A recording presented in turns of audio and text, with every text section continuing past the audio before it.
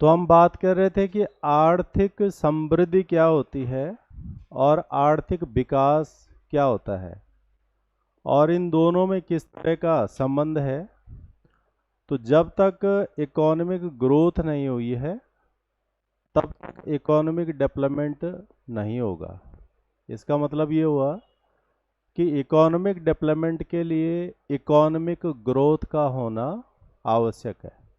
यानी आर्थिक विकास अगर हमें चाहिए तो आर्थिक समृद्धि होनी चाहिए और ये एक दूसरे के सीधे जुड़े हुए पहलू हैं।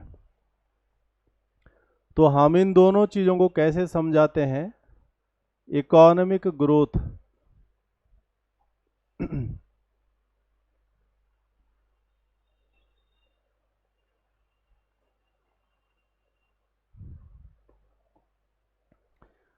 तो इकोनॉमिक ग्रोथ क्या है?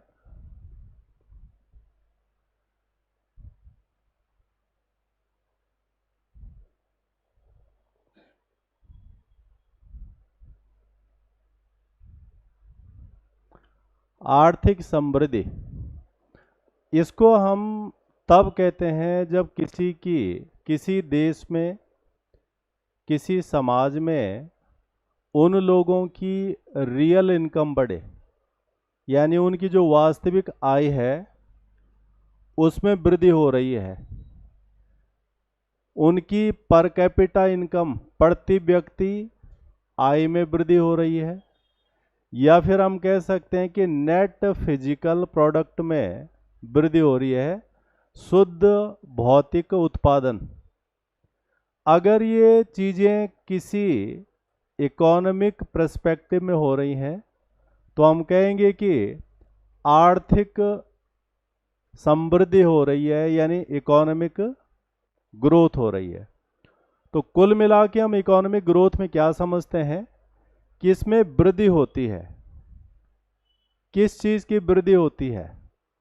अगर हम इसमें टेक्निकल टर्म्स में जाएंगे तो ग्रॉस नेशनल प्रोडक्ट, सकल राष्ट्रीय उत्पाद, इसमें वृद्धि होगी। ग्रॉस डोमेस्टिक प्रोडक्ट, सकल घरेलू उत्पाद, इसमें वृद्धि होगी। और पर कैपिटा इनकम, प्रति व्यक्ति आय में वृद्धि होगी। अगर इन दो तीन एरिया में ग्रोथ आ रही है तो फिर हम कह रहे हैं कि इकोनॉमिक ग्रोथ यानी आर्थिक समृद्धि हो रही है।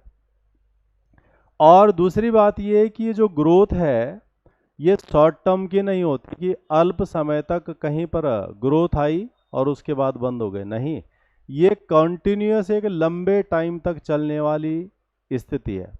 इसका मतलब अगर कोई देश, अगर कोई राज्य, अगर कोई संगठन लंबे समय तक ऐसी इकोनॉमिक एक्टिविटीज़ को तैयार करता है कि वहाँ पर लगातार लोगों की पर कैपिटा इनकम बढ़ रही है, लोगों की लगातार जो है फिजिकल असेट्स बढ़ रहे हैं, या फिर हम देश के हिसाब से कहें कि जो है वहाँ पर जो है ग्रॉस नेशनल प्रोडक्ट बढ़ रहा है, ग्रॉस डोमेस्टिक प्रोडक्ट बढ़ रहा है, या फिर पर कैपिटा इनकम बढ़ रही है।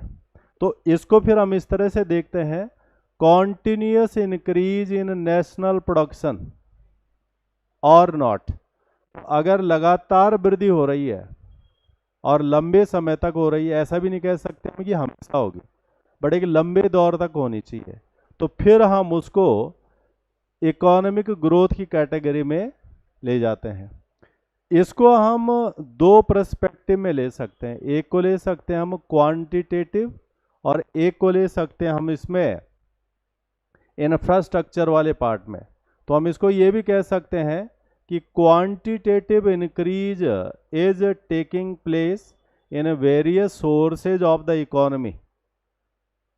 तो मात्रात्मक, मात्रा बढ़ रही है प्रत्येक चीज़ की, और प्रत्येक चीज़ जो है जब मात्रात्मक रूप में यानी जो उसकी क्वांटिटी है वो बढ़ रही है तो निश्चित रूप से है कि वहाँ पर लोगों की आमदनी बढ़ेगी, वहाँ पर लोगों के पास रिसोर्सेज बढ़ेंगे, वहाँ पे लोगों को लंबे समय तक चीज़ों का लाभ मिलेगा, और उसी को कहेंगे हम कि इकोनॉमिक ग्रोथ हो रही है। तो ये जो पार्ट है कि जैसे अलग अलग देश ये दावे करता है या सरकारें दावे करती है कि आर्थिक विकास हो रहा है, लोगों का ग्रोथ हो रहा है, परंतु एक पैरामीटर के हिसाब से जाएंगे तो हम ये चीज़ चाहिए, इन चीज़ों को और व्यावहारिक स्वरूप बाद में कुछ नए अर्थशास्त्रियों के सिद्धांतों से परिमाणित किया जाता है। इसको विश्व भर में नापने के लिए यूनाइटेड नेशन डेवलपमेंट प्रोग्राम वो भी कैलकुलेट करता है।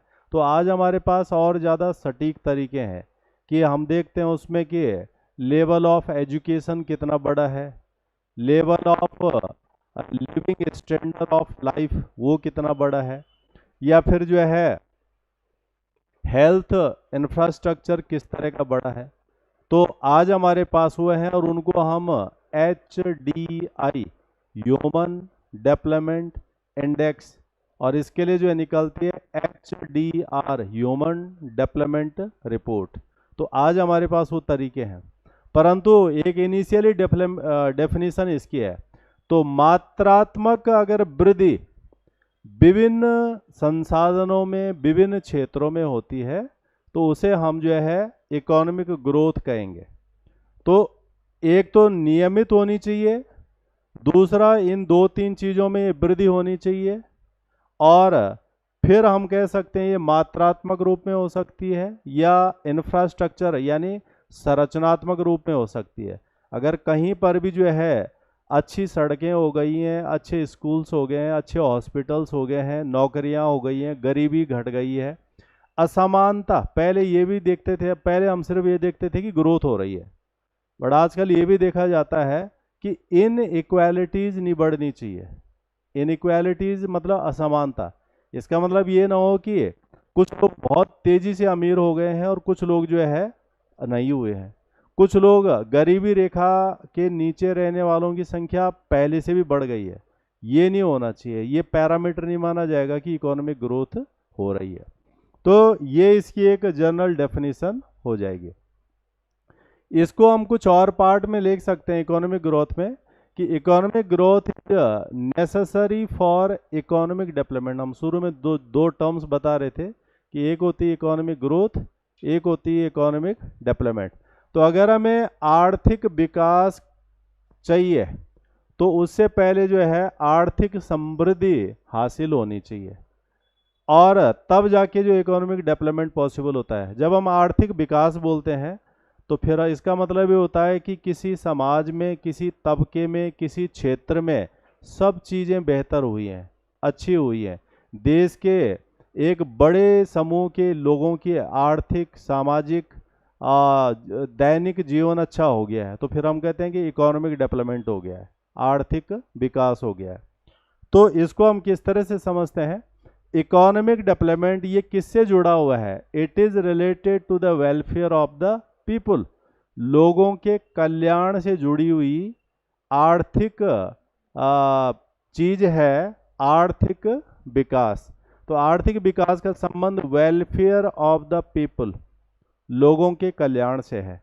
और जब आर्थिक विकास होता है तो वो हमें किस स्वरूप में दिखेगा, ये चीजें दिखेंगी हमें, इट विल रिड्यूस यानी ये घटाएगा।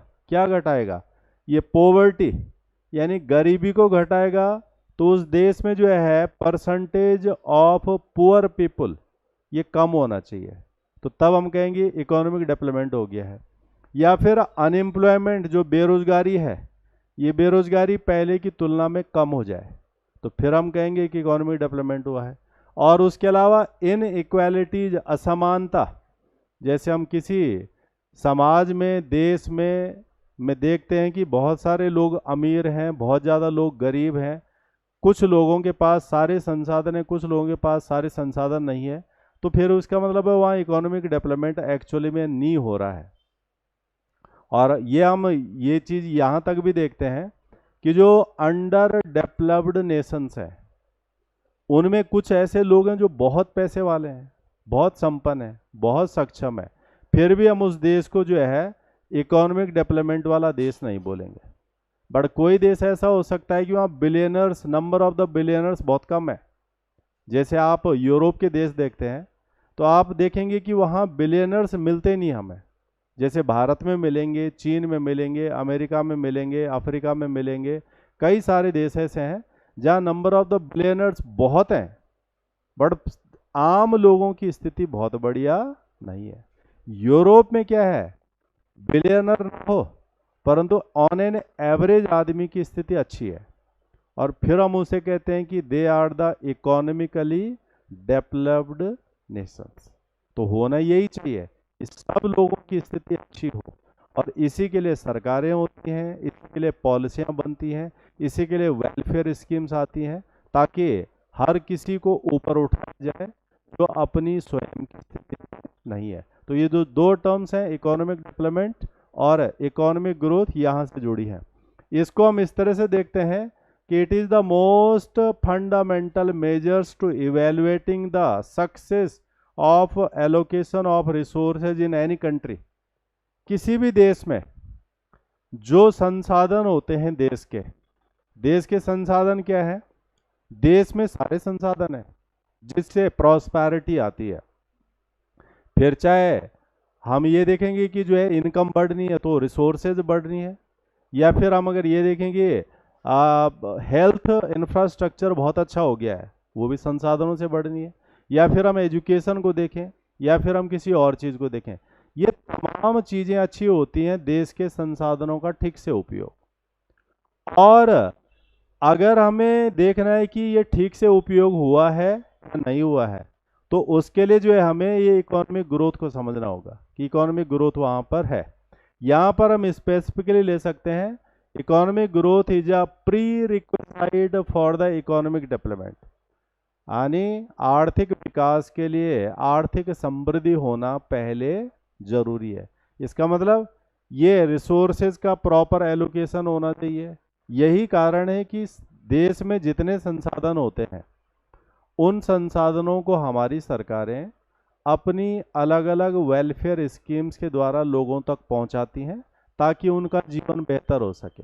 जैसे भारत में उज्ज्वला योजना आई, तो उज्ज्वला योजना गरीबों के लिए है, और गरीबों का लक्ष्य ये है उसमें कि प्रत्येक परिवार जो खुद के एफर्ट से एक गैस कनेक्शन नहीं ले सकता है, जिसके कारण उसके हेल्थ को दिक्कत हो रही है और देश के क्लाइमेट को दिक्कत भी हो रही है। उसकी हेल्थ ये हो रही है, धुएं में वो खाना बनाएगा तो आँख खराब होगी, रेस्पिरेटरी प्रॉब्लम्स आएंगी, और देश को नुकसान ये होगा कि जो है हमारे एटमॉस्फेयर में बहुत सारा कार्बन डाइऑक्साइड और बाकी गैसें आएगी, यानी दो जगह नुकसान है। तो सरकार ने अपने एफर्ट से, देश के टैक्स के पैसे के एफर्ट से उज्ज्वला योजना चला दी। 10 करोड़ से ज़्यादा परिवारों को जो है फ्री गैस कनेक्शन दे दिया है, और उससे क्या हो गया, दो जगह फायदा हो गया। या फिर हम जो है आयुष्मान भारत योजना की बात करेंगे, जो दुनिया की सबसे बड़ी हेल्थ स्कीम है, जिसमें लोगों को 5-5 लाख रुपए तक का जो है ट्रीटमेंट 1 साल के अंदर सरकार अवेलेबल करा रही है। तो उससे क्या हो रहा है कि लोगों के पास जिनका अपना सोर्स नहीं है और बीमारियों के समय वो अपने आप को प्रोटेक्ट नहीं कर पाते हैं, आज की डेट में जो है इकोनॉमिक इंफ्रास्ट्रक्चर बहुत महंगा है, बहुत कॉस्टली है, तो इसने क्या किया है, लोगों के जीवन को बहुत सरल कर दिया है। बीमारियों से लोग रिकवर कर रहे हैं, या फिर वो फाइनेंशियल क्राइसिस में नहीं जा रहे हैं। होता क्या है आज की डेट में कि अगर कोई बीमार हो जाए और उसके 10-15 लाख खर्च हो गए तो उस परिवार को वापस पटरी पे आना बहुत मुश्किल होता है। बट इस योजना ने क्या किया है, लोगों को आसानी कर दी है। अब लोगों को अपने हार्ड अर्निंग मनी एग्जैक्ट उस चीज़ पे नहीं लगाना होगा जो स्कीम का हिस्सा ही नहीं है, पॉलिसी, यानी कोई ये प्लान नहीं करता कि मैं बीमार होऊंगा, वो अनफॉर्चुनेट इंसिडेंट है। और जब कोई अनफॉर्चुनेट चीज़ आती है और उसमें हमारा रिसोर्स खर्च होना है, तो हम अपने डेवलपमेंट के लिए प्लान नहीं कर पाएंगे। फिर उसका सपोर्ट जो है आयुष्मान भारत से मिल गया है, तो इससे क्या होगा, लोग अपने नॉर्मल रूटीन में ही आगे बढ़ जाएंगे। या फिर अंत्योदय अन्न योजना है, जिनके पास खाने का साधन ही नहीं है तो पढ़ाई की बात कैसे करेंगे वो जो है अलग नई सोच कहाँ से लाएंगे, नहीं ला पाएंगे। तो सरकार जो है अंत्योदय अन्न योजना में उनको 2 रुपये 3 रुपये किलो का अनाज देकर उनको इजी बना रही है। ये तमाम चीज़ें ये दिखाती हैं कि हाउ टू ऑब्टेन और how to gain the economic growth. और वो इकोनॉमिक ग्रोथ जब हासिल हो जाएगी तो ऑटोमेटिकली क्या आ जाएगा, इकोनॉमिक डेवलपमेंट, तो वो आर्थिक विकास का हिस्सा हो जाएगा। तो ये इसका जो है पहलू है, ये कल भी हमने डिस्कस किया था। इसके साथ में ये शब्द है पर कैपिटा इनकम या पर कैपिटा प्रति व्यक्ति। तो प्रति व्यक्ति क्या है, a financial metric that breaks down a country's economic output per person and is calculated by dividing the GDP of a nation by its population. तो पर कैपिटा निकलता कैसा है, प्रति व्यक्ति आय, यानी ऑन एन एवरेज एक व्यक्ति ने कितना कमाया। तो हमने जो कमाया वो पूरा देश का जो इनकम होता है, हमारी जो इनकम है उसी को जोड़ करके जो है जीडीपी बनती है, ग्रॉस डोमेस्टिक प्रोडक्ट। जीडीपी को हम ऐसे कैलकुलेट करते हैं कि एक फाइनेंशियल ईयर के भीतर जो ज्योग्राफिकल बाउंड्री किसी देश की होती है, उस देश की बाउंड्री के अंदर जितनी भी चीज़ें प्रोड्यूस हुई हैं, पैदा की गई हैं, मैन्युफैक्चर की गई हैं, उनका हम मॉनेटरी यानी आर्थिक मूल्य ले लें, पैसों में कैलकुलेट कर लें उसे। जितनी सर्विसेज दी गई हैं, सेवाएं, जैसे हम कोचिंग दे रहे हैं that is service, school service दे रहा है, होटल सर्विस दे रहा है, इंश्योरेंस सर्विस दे रहा है, बैंक सर्विस दे रहा है, इसको भी हम पैसे में कैलकुलेट कर लें और उसको टोटल जोड़ देंगे तो that will become GDP, gross domestic product. इस जीडीपी, सपोज जो है ये जीडीपी बन रही है 1,00,000 करोड़ रुपए, इसको डिवाइड कर देंगे हम देश की पॉपुलेशन से, और डिवाइड करने पर जो आएगा वो उसको कहेंगे हम per capita income of an individual, यानी एक आदमी कितना कमा रहा है इस देश के अंदर।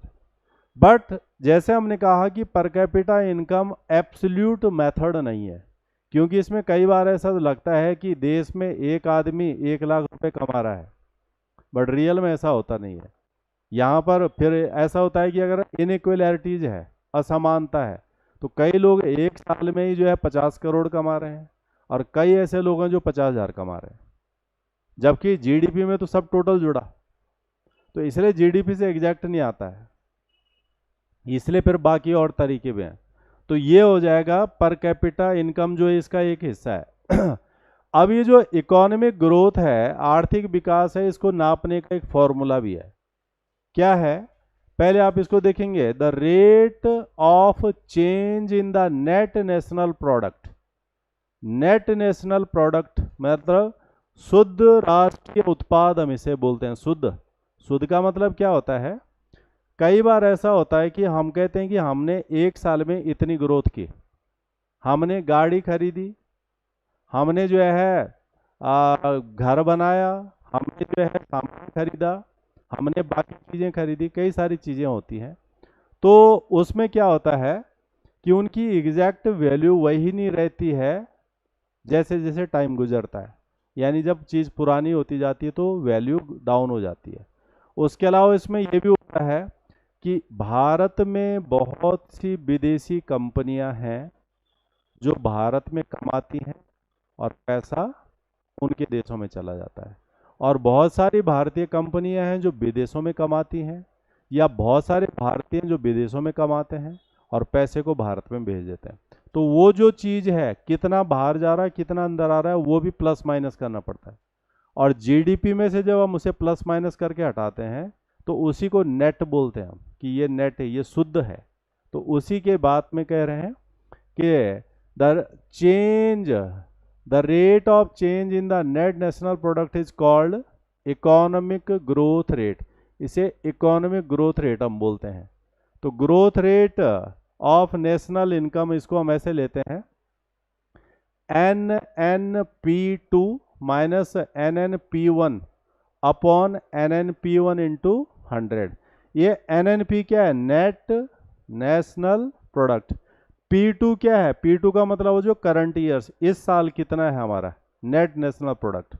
और NNP1 है कि हमारा पिछले साल नेट नेशनल प्रोडक्ट कितना था, उसको हम माइनस कर देंगे, डिवाइड कर देंगे इसे कि लास्ट ईयर का जो NNP है, और इसको मल्टीप्लाई कर देंगे 100।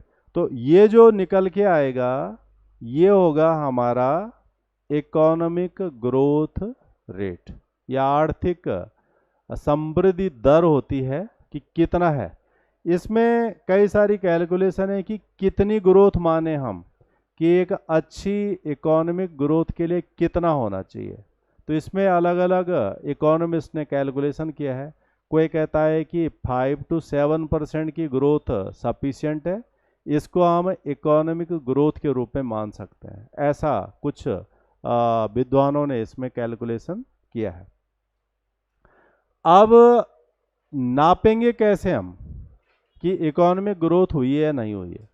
तो इसको नापने के जो साधन है हमारे पास, main measures of economic growth, तो ये नापने के साधन है gross domestic product GDP, gross national product शुद्ध यानी सकल राष्ट्रीय उत्पाद, नेट डोमेस्टिक प्रोडक्ट शुद्ध घरेलू उत्पाद, नेट नेशनल प्रोडक्ट शुद्ध राष्ट्रीय उत्पाद, और पर कैपिटा इनकम प्रति व्यक्ति आय। ये पॉइंट, ये जो चीज़ें अभी आप पढ़ रहे हैं GDP या फिर GNP या फिर NDP या फिर NNP, ये सारे अभी आप आगे पढ़ेंगे कि ये क्या चीज़ें होती हैं, डिटेल में विस्तार में हम समझेंगे ना। तो इनके द्वारा हम इकोनॉमिक ग्रोथ को नाप सकते हैं कि इकोनॉमिक ग्रोथ किसी देश की कैसी रही है। ठीक है, यहां तक कोई क्वेश्चन डाउट किसी को?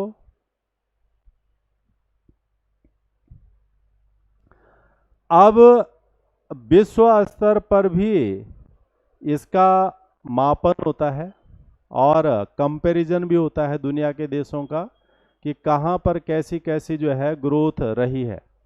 तो UNDP, United Nation Development Programme, संयुक्त राष्ट्र विकास कार्यक्रम, और इकोनॉमिक ग्रोथ, तो ये UNDP और इकोनॉमिक ग्रोथ में क्या है, इसका 4 स्टेज बताई गई हैं। ये हमने कल भी समझाया था आपको कि 4 स्टेज हैं इसको कैलकुलेट करने की। तो ये क्या क्या है? Growth without future damage to the environment and natural resources, यानी भविष्य में हम पर्यावरण को नुकसान नहीं पहुंचाएंगे, या जो प्राकृतिक संसाधन है उनको नुकसान नहीं पहुंचाएं, तो वो जो है एग्जैक्टली इकोनॉमिक ग्रोथ का हिस्सा बनेगा। तो आज हम इस तरह की चीज़ों पर ज़्यादा जा रहे हैं। या फिर cruel growth, inequalities in income and wealth, यानी कभी कभी ग्रोथ तो आती है परंतु उसे हम निष्ठुर वृद्धि कहेंगे। निष्ठुर क्यों कहेंगे? अगर जो है इनइक्वालिटीज है, असमानता है, किसमें? आय में और संपत्ति में। यानी जैसे हम कह रहे थे कि कुछ लोग बहुत पैसे वाले बनते जा रहे हैं, कुछ लोग अभी भी गरीब होते जा रहे हैं, या फिर जो है आय में बहुत ज़्यादा अंतर आ गया है, संपत्ति में बहुत ज़्यादा अंतर आ गया। अगर ये सारी चीज़ें हो रही हैं तो उसे कहेंगे हम क्रूअल ग्रोथ। ये भी नापने का एक तरीका है। उसके अलावा rootless growth, damage to social tradition and cultural aspect, यानी सामाजिक परंपराएं और सांस्कृतिक पहलू को अगर नुकसान किए कर करके वृद्धि हुई है तो तब हम उसे कहेंगे रूटलेस ग्रोथ, यानी जड़हीन या जड़ विहीन वृद्धि है ये। और चौथा इसमें voiceless growth, the backward classes of the society is in a voiceless और एम्पावर्ड कंडीशन। जैसे हमारे समाज में बहुत सारे ऐसे लोग होते हैं जो जिनकी आवाज़ नहीं पहुंच पाती है उस चीज़ के लिए जिसके वो हकदार हैं। इसलिए हमारी सरकारें कई तरह की स्पेशल बेनिफिट स्कीम लेके आती हैं उनके लिए, और ताकि उनका ग्रोथ। तो UNDP और इकोनॉमिक ग्रोथ को नापने के 4 तरीके हैं कि कैसे हम इकोनॉमिक ग्रोथ को कैलकुलेट करें। अब दूसरा हिस्सा आता है इसके अंदर, इकोनॉमिक डेवलपमेंट, आर्थिक विकास। और जैसे हम पीछे बात कर रहे थे कि पहले इकोनॉमिक ग्रोथ होती है, तब आता है इकोनॉमिक डेवलपमेंट। आर्थिक समृद्धि के बाद आर्थिक विकास होना शुरू होता है। तो विकास में हम क्या चीज ले रहे हैं? Increase in economic growth of a particular region और कंट्री और an individuals is known as economic development. यानी किसी देश में किसी व्यक्ति का, किसी समाज का आर्थिक समृद्धि अगर हो गई है या हो रही है, तो तब हम कहते हैं कि उसका विकास, आर्थिक विकास हो गया है। और इसमें क्या है, ये एक तरह का पॉलिसी मेकिंग का हिस्सा है, यानी एक नीति परक कार्य होता है। जब हमारी सरकारें चाहती हैं या हम खुद चाहते हैं कि हमारा इकोनॉमिक ग्रोथ हो, हमारा आर्थिक विकास हो, तो फिर पॉलिसी बनानी पड़ती है। जैसे आप लोग हैं, तैयारी कर रहे हैं और आप ये चाहते हैं कि आप रिजल्ट हासिल करें, तो आपको एक पॉलिसी बनानी पड़ेगी, प्लानिंग करनी पड़ेगी, उस प्लानिंग के अकॉर्डिंग अपनी प्रिपरेशन करनी पड़ेगी, टाइम देना पड़ेगा, रिसोर्स लगाना पड़ेगा, ये करना पड़ेगा, ओपन है सब। Then you will get your real development. और जिस दिन आपके पास परिणाम होते हैं, वो आपका जो है एक विकास का पहल आप पा चुके हैं। तो ये पॉलिसी मेकिंग का हिस्सा होता है इकोनॉमिक डेवलपमेंट में। तो इसमें जो है दो चीज़ें को देखते हैं हम, एक तो इकोनॉमिक कंडीशन, आर्थिक दशा, और दूसरा है standard of living of a country, कि लोगों का जो जीवन स्तर है वो क्या है। इन दो चीज़ों से हम ये कैलकुलेशन कर सकते हैं कि आर्थिक विकास हुआ है या आर्थिक विकास नहीं हुआ है। इसको वैसे तो कई सारे विद्वानों ने समझाया था, इकोनॉमिक डेवलपमेंट क्या चीज़ है, किसे हम इकोनॉमिक डेवलपमेंट मानेंगे। परंतु एक ऐसे इकोनॉमिस्ट हैं जिनके सिद्धांत को सबसे ज़्यादा स्वीकार किया गया है, and that economist is GM. Mayor. ये जी.एम. मेयर एक अर्थशास्त्री हैं। इन्होंने इकोनॉमिक डेवलपमेंट को समझाया। इनके हिसाब से इकोनॉमिक डेवलपमेंट क्या है, ये कह रहे हैं increase in the real per capita income of a country, यानी जो प्रति व्यक्ति आई है वास्तविक, अगर वो बढ़ रही है, उसमें वृद्धि हुई है, तो उसे हम आर्थिक विकास मानेंगे, उसे हम इकोनॉमिक डेवलपमेंट मानेंगे। ये जो है जी.एम. मेयर ने जो है डिफाइन किया था। तो ये आर्थिक विकास का पार्ट हुआ। इसको हम कैसे कैसे कैलकुलेट कर सकते हैं? इसको हमारे पास कैलकुलेट करने के दो तरीके हैं। पहला है क्वांटिटेटिव एस्पेक्ट्स और अप्रोच ऑफ इकोनॉमिक डेवलपमेंट। ये आर्थिक विकास का मात्रात्मक रूप है नापने का। क्या होता है इसमें? इकोनॉमिक डेवलपमेंट इन, या तो हम जो है आर्थिक विकास को लेवल यानी स्तर में नापें कि किस स्तर की वृद्धि हुई है, या फिर उसे क्वांटिटी में, मात्रा में नापें। और इसके साथ में facts are called increase in, वृद्धि होनी चाहिए। किस में होनी चाहिए वृद्धि? NNP, नेट नेशनल प्रोडक्ट, शुद्ध राष्ट्रीय उत्पाद में वृद्धि होनी चाहिए इस फॉर्मूले के हिसाब से।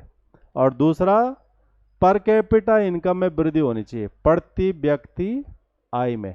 इन दो चीज़ों को लेकर के हम बोल सकते हैं that is the quantitative aspects और अप्रोच ऑफ इकोनॉमिक डेवलपमेंट, पहला। दूसरा इसमें स्ट्रक्चरल एस्पेक्ट्स और अप्रोच ऑफ इकोनॉमिक डेवलपमेंट, आर्थिक विकास का ढांचागत पक्ष है। इसमें हम कैसे नापते हैं? इसमें हम योजनाएं बनाते हैं, प्लानिंग्स। जैसे भारत में आर्थिक विकास को हासिल करने के लिए हमने 5 ईयर प्लान को अपनाया था। पंचवर्षीय योजनाएं चली हैं। 2017 तक हमने 12 पंचवर्षीय योजनाओं को पूरा कर दिया है। अभी भी चल रही है, बड़ा रोलिंग प्लान चल रहा है, जिसमें हमने 3 साल, 7 साल, 15 साल की योजनाओं को बनाया है। भारत में पहले इनको योजना आयोग बनाता था, अब इसको नीति आयोग बना रहा है 2015 से। तो ये स्ट्रक्चरल पार्ट है। तो ये 5 ईयर प्लान है। और ये बेस इंफ्रास्ट्रक्चर, तो हम क्या चीज़ें कैलकुलेट करते हैं इस वाले के अंदर? तो इसमें हम देखते हैं स्वास्थ्य की स्थिति क्या है, एजुकेशन, सड़क का, इलेक्ट्रिसिटी का, इन तमाम चीज़ों में अगर जिसे हम कहते हैं ढांचागत विकास हुआ है, जैसे हम घर में कहते हैं, हम कहते हैं वो परिवार संपन्न है, तो किस परिवार को कहते हैं हम संपन्न? जिसका घर है, जिसके घर में बिजली है, जिसके घर में पानी का कनेक्शन है, जिसकी छत बढ़िया है, सब कुछ है, जमीन है, पक्का घर है, कागजों वाला घर है, दैट इज ओके। बट उसी के कंपैरिजन में एक झुग्गी झोपड़ी वाला है, तो वो आर्थिक स्थिति उसकी कमजोर है। यही चीज़ अगर हम पूरे देश में अप्लाई कर दें, देश में सड़कें अच्छी हैं, स्वास्थ्य अच्छा है, एजुकेशन अच्छा है, सभी चीज़ें हैं, तो ये दिखा रहा है कि इकोनॉमिक डेवलपमेंट वहाँ पर है। तो ये हमारा आर्थिक विकास का एक स्वरूप हुआ। अब कुछ इसके साथ में आइडियोलॉजी जुड़ी हुई है, इसको हम कहते हैं ideology related to the economic development. आर्थिक विकास संबंधी ये कुछ विचारधाराएं हैं, अलग अलग विद्वानों ने इनको दिया है।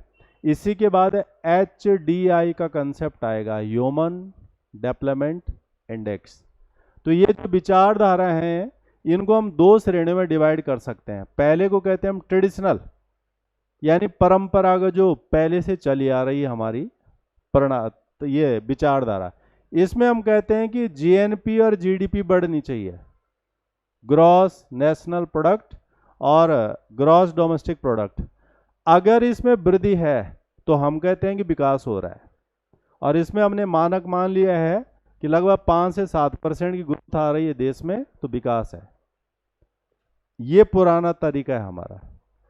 इसमें एक चीज बोली जाती है, land tax in primary sector, यानी प्राथमिक क्षेत्र, यानी जो कृषि क्षेत्र होता है, कृषि क्षेत्र की जो भूमि होती है, उससे जो टैक्स इकट्ठा करते हैं हम, वो घटना चाहिए, क्योंकि वहाँ इनकम ही नहीं है। और सेकेंडरी और टर्सरी, यानी द्वितीय और तृतीय क्षेत्र में बढ़ना चाहिए, ये इसका एक पैमाना है। तो तब हम इसको बोलेंगे ट्रेडिशनल आइडियोलॉजी। और दूसरा है लेटेस्ट, ये जो आजकल चल रहा है, तो ये क्या कहता है, एलिमिनेशन ऑफ। ये मानता है कि अगर गरीबी घट जाए, असमानता घट जाए, बेरोजगारी घट जाए, तो फिर आर्थिक विकास है, इकोनॉमिक डेवलपमेंट है। तो आजकल हम इस चीज़ को ज़्यादा मान रहे हैं। जैसे कई बार सरकारें दावा करती हैं GDP इतनी बढ़ गई, GNP इतनी बढ़ गई, फिर भी देश में गरीब है, फिर भी देश में बेरोजगारी है, फिर भी देश में जो है स्वास्थ्य की समस्या है, तो वो आर्थिक विकास कहाँ से हुआ? आर्थिक विकास तभी मानेंगे हम जब गरीब नहीं है कोई, बेरोजगार नहीं है कोई, अशिक्षित नहीं है कोई, अस्वास्थ्यकर नहीं है कोई, everything is okay, that is real economic growth. तो ये है लेटेस्ट वाला है। इस चीज को जो है अमर्त्य सेन ने भी डिफाइन किया है, भारतीय मूल के इकोनॉमिस्ट हैं जिनको जो है नोबेल प्राइज भी मिला है। तो इन्होंने कहा है कि इकोनॉमिक जो डेवलपमेंट, आर्थिक विकास, ये क्या है, एम्पावरमेंट और कैपेबिलिटी आनी चाहिए। इसको अगर हम सामान्य शब्दों में बोले तो हम ये कह सकते हैं कि लिविंग स्टैंडर्ड बढ़ना चाहिए, एजुकेशन बढ़ना चाहिए, हेल्थ बढ़ना चाहिए, वेलफेयर बढ़ना चाहिए, वही क्या माना जाएगा, इकोनॉमिक डेवलपमेंट। तो आज का कंसेप्ट अगर हम देखेंगे तो ज़्यादातर ये वाला चल रहा है कि इस तरह के विकास को ही हम क्या मानेंगे, इकोनॉमिक डेवलपमेंट। क्लियर है यहाँ तक? कोई क्वेश्चन डाउट यहाँ तक? क्लियर है? तो ये हो जाएगा इकोनॉमिक डेवलपमेंट। अब इसके साथ में जो है जो बाकी हिस्से जुड़े होते हैं कि वो कौन कौन से फैक्टर हैं जो इकोनॉमिक डेवलपमेंट को प्रभावित करते हैं, या फिर किन चीज़ों को दूर करने से इकोनॉमिक डेवलपमेंट हासिल हो सकता है। ये चीज़ें ऐसी नहीं है कि कोई देश पे ही लगती हैं, ये सारे रूल्स हमारे पर्सनल लाइफ में भी लगते हैं, व्यक्तिगत जीवन में भी लगते हैं। अगर हम अपने जीवन में इन सिद्धांतों को इस्तेमाल करेंगे तो हम जो भी कर रहे हैं, जिस समय हम उसमें बेहतरी हासिल कर सकते हैं। आप पढ़ रहे हैं तो आप इन प्रिंसिपल को अपनी पढ़ाई पे लगा सकते हैं, कोई कमाने का काम कर रहा है तो उस पर लगा सकता है। और यही सारी चीज़ें जो है पूरे देश में हो रही हैं, देश में कुछ अलग नहीं है, देश तो लोगों से ही है। तो इसका मतलब ये प्रिंसिपल सब जगह लागू होते हैं, इनका जितना व्यवहारिक रूप से इस्तेमाल होगा ग्रोथ उतनी अच्छी